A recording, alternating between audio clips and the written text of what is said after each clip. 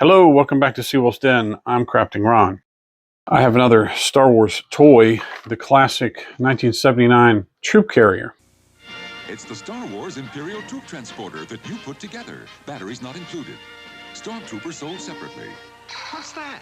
It's my troop transporter. It makes 5 more sounds, too. I got this in a lot of junk toys. I had no idea that it was a 1979 toy, and now I get the big deal about when it finally appeared on screen. And I guess it was The Mandalorian or Boba Fett, one or the other. I had no idea. I don't remember this toy much. It came with these compartments for your stormtroopers or your prisoners, but I only got 5 of them. So I went ahead and took those off. I've been taking it apart already because it was pretty heavy, and I've realized it had a sound maker. And when I looked it up and looked at the story behind it,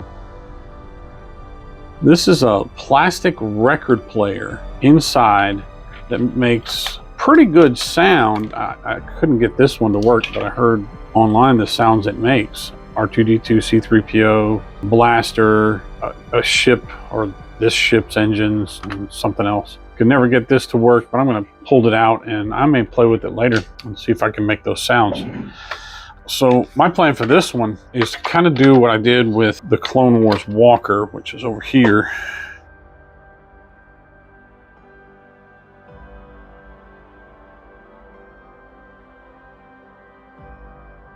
So what I did with this one was cut a big chunk of that and put a mini rig inside it to give it kind of a scale, because even though the mini rigs were meant for the action figure scale, it still was pretty small, and I really feel like it scales it down. I used a lot of 40K bits and stuff like that to kind of scale this down. It's still huge for a 28mm tabletop, but it's intimidating, and it'll probably be like your big boss. And that's what I want to do with this one. Imagine how many troops would come out of this in a 28mm scale. I'm gonna take another one of those mini rigs, and this one actually has a hatch, so I like that. And I'm just gonna have to figure out how to get rid of like this, the wing extender.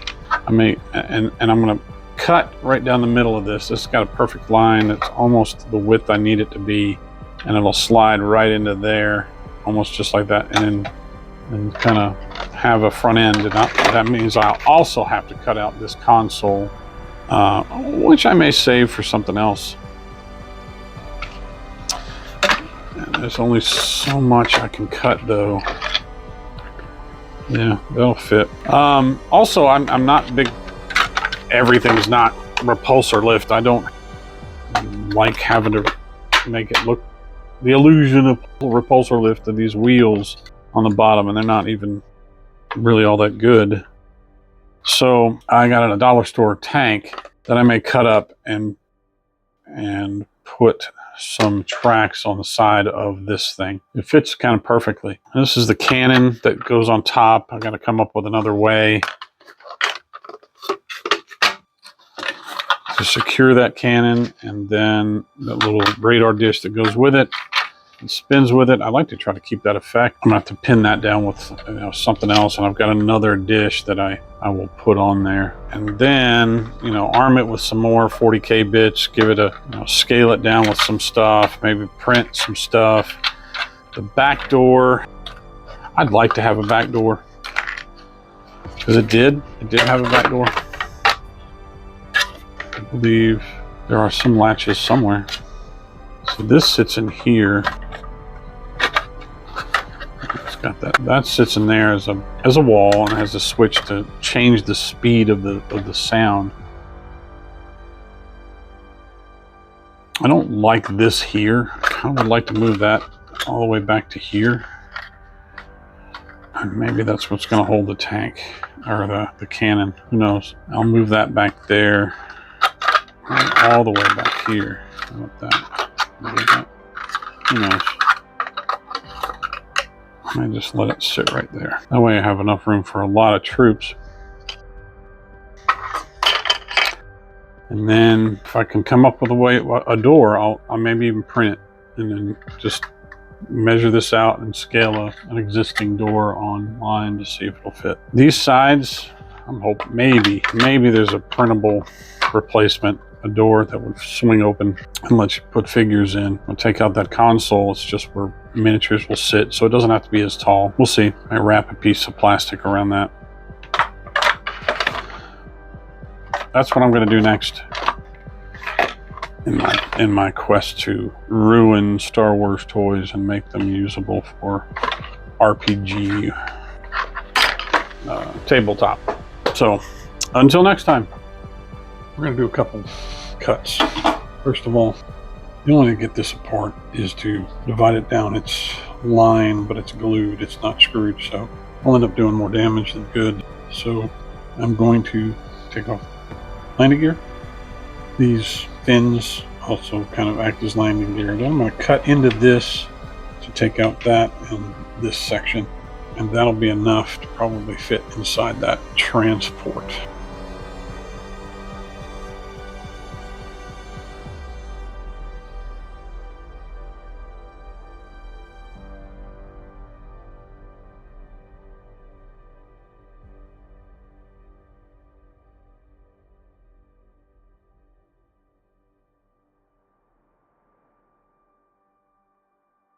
All right, there's the cuts. Not too bad. I'm going to sand some of that off.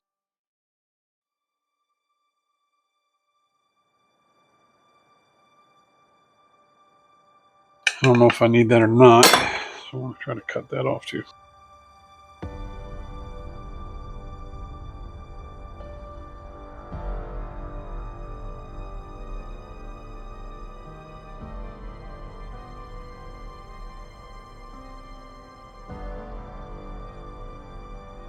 Okay, got most of it off. I think that'll be enough. Try to get the transport cut. I already see a problem. Darn it. It is too tall for the blade.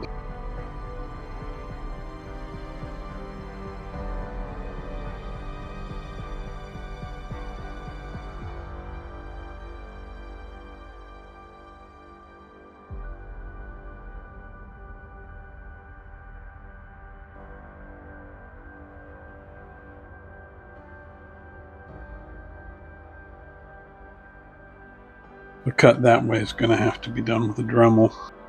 Don't know of any other way to get that. And then I am guessing, because this is such a short blade, I'm going to have to use a Dremel for that too. Be very careful. All right. Okay, we're going to try.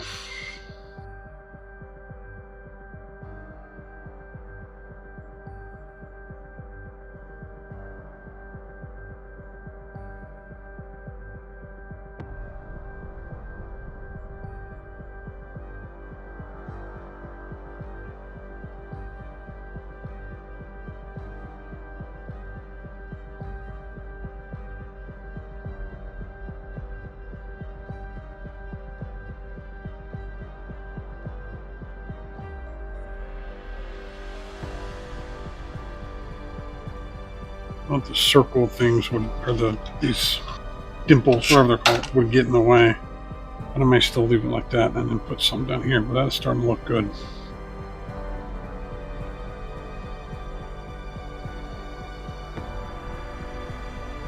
In fact, that's about, I may not even need to cut what I was going to cut.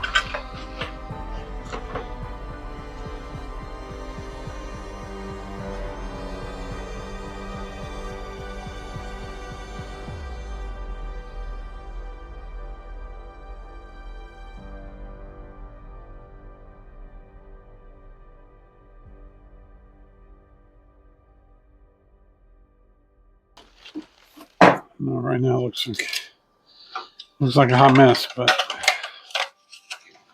I'm gonna figure it out. I think that's the way I was gonna do it.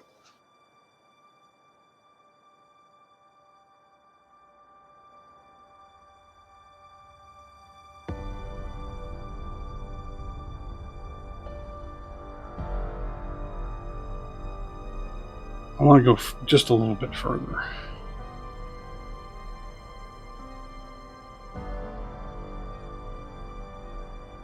All right, we're back with the Imperial Transport, which I've done quite a bit of work on. I think you last saw me cutting, and this is what I put in that slot. Now, I didn't go as deep as I thought I could. I forgot about the bulges.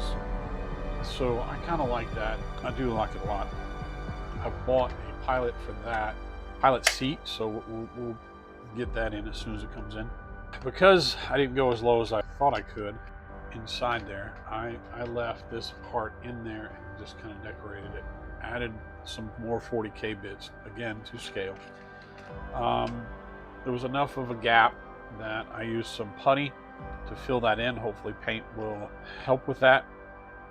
I dressed up the cannons. I thought I was going to do a missile launcher, and that's what I was going to do, but with this here and this here, it just was too cluttered. So I put some beads in the holes. I'm going to put 2 more here, just kind of give it a decoration. This does turn only when the radar is straight up and down, but it does turn. The radar is glued down. I have 3 printed the battery cover to go there. And I thought about putting the missiles there, but again, too much clutter. That goes in there. I 3D printed the doors for the sides, fit right into there.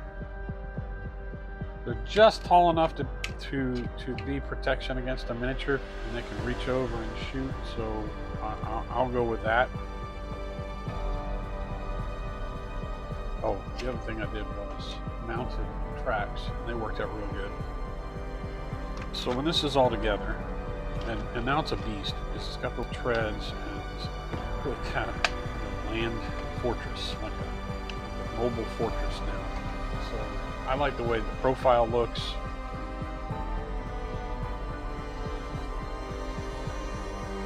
I'm still kind of adding pieces to it. I've already drilled a hole for these. I've done this before with another mini rig like this, and I'll put these are Final Faction weapons that I'll mount. This was Final Faction weapons as well. This ends up being a Final Faction and 40K bit mix, but I don't have a place for it. One of the big things I've done also is start to print doors, which will go on the side here. I'll probably put just 4, or a total of 2 on each side, and so that it looks like troops can jump out that side. The reason they're so big is I had a vision.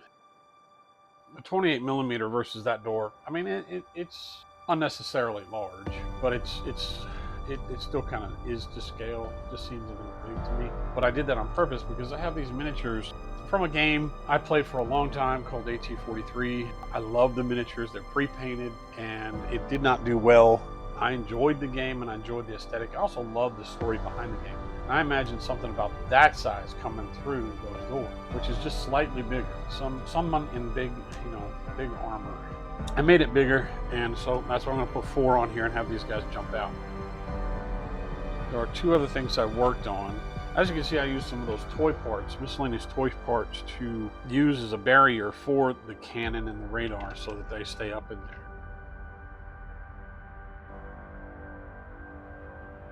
These same toy parts I'm using to create a door.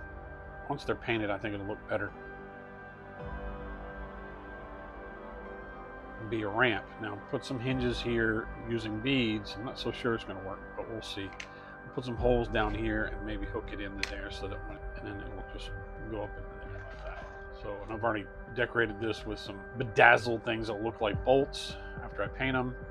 Some granny grade. And what I used as the base was this big piece of plastic. I don't know where it came from. It is packing materials, all I can remember, and it has served me. It was big. I've used it. I used it in the last craft, and I'm using it now for the door. I'm gonna get nicely painted up, and then the flooring for this. I'm using them as flooring so that the miniatures can come out the back like that. And these will all be painted up. Okay, until next time. Okay, I think this is finished. I did a military look because that's what I do, military colors. To scale it further, even though you don't see it unless you open it up, I put the pilot in there. I bought a pilot seat and pieced together a guy. So he's in there, painted him up. There's a few flaws. Overall, I think it's table ready. I have the back door on it, as one can see, and it opens up to a place you can put troops. Pretty happy with that. I have a little latch that I designed, which is not much fun. It works. The printed out doors worked out really well. Real happy with that. So to the battery cover, I like the detail on that. Radar dish and Canon works great, and I preserved the motion that I wanted to. Did a little work on the doors, put a platform in front of them to kind of get a more unified look, along with more woodies and plastic pieces to cover up the holes that had the holes that accommodated these things. So I got rid of that. I'm real happy with that look. Didn't overly wash this as much as I've done in the past. I think it's okay. Again, table ready. I will show you this just to kind of, I get it that it may be a bit big for a 25, 28 millimeter, 32 millimeter, whatever tabletop, but I'll put it down with some miniatures and a full combat setup to kind of give you an idea of my vision of it. I'm not saying it's perfect for anybody's game. It is big, but I love it. It kind of goes along with his partner here, which I built similarly. Didn't do as much wear and tear with the ink on it, but I think they go together pretty well. So I'll probably put these in a tabletop combat situation to kind of give you a look of what I was thinking. But overall, I'm pretty happy with the result. And until next time, seek the wolf in thyself.